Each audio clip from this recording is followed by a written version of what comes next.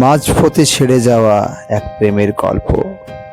এই চ্যানেলের প্রথম কাহিনী এটাই, যে ভুলের জন্য কাঁদলো প্রেমিকা। কি এমন ভুল করছিল যে প্রেমিকাকে কষ্ট পেতে হয়েছিল, দুঃখ পেতে হয়েছিল, নিজে আফসোস করছিল সেই দিনটার জন্য। আজ সেই দিনটা সম্পর্কে আমরা এই গল্পের মধ্য দিয়ে জানবো। যদি ভালো লাগে অবশ্যই চ্যানেলটি সাবস্ক্রাইব করবেন, লাইক করবেন, শেয়ার করবেন আর কমেন্ট বক্সে কমেন্ট করে জানাবেন।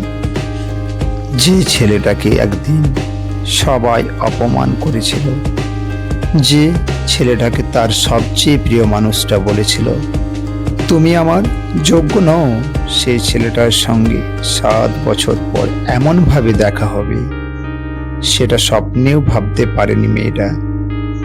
কিন্তু তখন অনেক দেরি হয়ে গিয়েছিল। কলকাতার এক সাধারণ পরিবারের ছেলে অভি। বাবা একজন রিক্সা চালক, মা বাড়িতে সেলাইয়ের কাজ করতেন। অভিকের একটাই স্বপ্ন ছিল, নিজের পায়ে দাঁড়াবে আর যাকে ভালোবাসে তাকে সুখে রাখবে। কলেজে পড়ার সময় পরিচয় হয় মেঘলার সঙ্গে। ধীরে ধীরে বন্ধুত্ব, তারপর ভালোবাসা, 5 বছরের সম্পর্ক। অভিক মেঘলাকে নিজের পৃথিবীর থেকেও বেশি ভালোবাসত।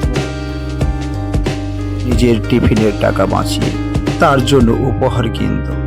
মেঘলার অসুখ হলে সারা রাত জেগে থাকত। মেঘলার জন্মদিনে নিজের ফোন বিক্রি করে তাকে একটি ঘড়ি উপহার দিয়েছিল। কিন্তু সময় বদলাতে শুরু করলো। কলেজ শেষ হয়ে গেল, মেঘলা একটি ভালো চাকরি পেয়ে গেল।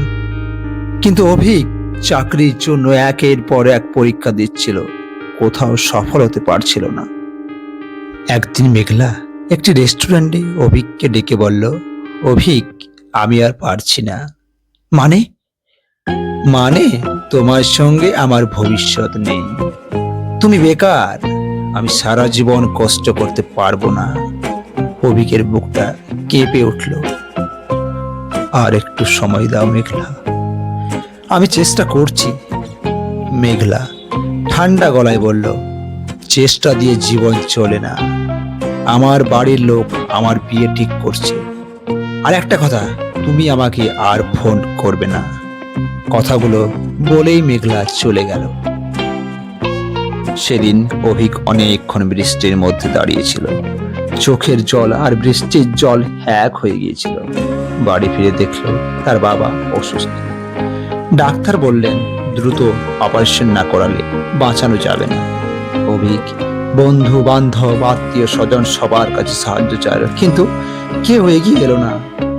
অবশেষে নিজের শেষ সম্বল মোটর বাইকটা বিক্রি করে বাবার চিকিৎসা করালো। কিন্তু ভাগ্য যেন তার প্রতি আরো নিষ্ঠুর ছিল।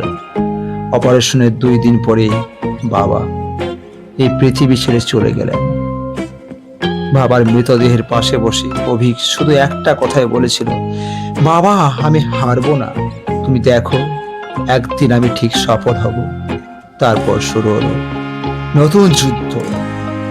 দিনে একটি ছোট কোম্পানিতে কাজ, রাতে পড়াশোনা, না খেয়ে না ঘুমিয়ে বছরের পর বছর কেটে গেল।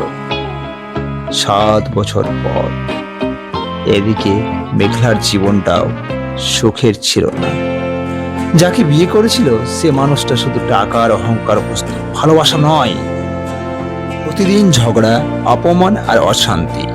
একদিন মেয়েকে নিয়ে একটি বড় শপিং মলে গিয়েছিল মেঘলা। হঠাৎ একটি ছোট্ট মেয়ে দৌড়ে গিয়ে একজন মানুষের গায়ে ধাক্কা খেল। লোকটি মেয়েটিকে কোলে তুলে নিল, হেসে বলল, ব্যথা পেয়েছো? মেঘলা দূর থেকে লোকটিকে দেখে থমকে গেল। এই যে অভিক, কিন্তু সে আগের অভিক নয়। দামি স্যুট, গাড়ি, চারপাশে লোকজন।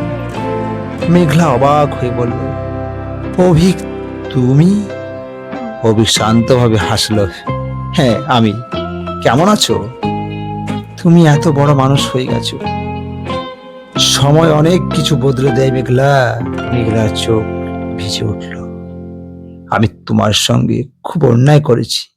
অভিক কিছুক্ষণ চুপ করে থেকে বলল, না, তুমি তোমার সুখ খুঁজতে গিয়েছিলে, শুধু একটা ভুল করেছিলে।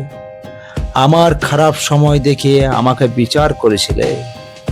ঠিক তখনই একটি সুন্দরী মহিলা এসে অভিকের পাশে দাঁড়ালো।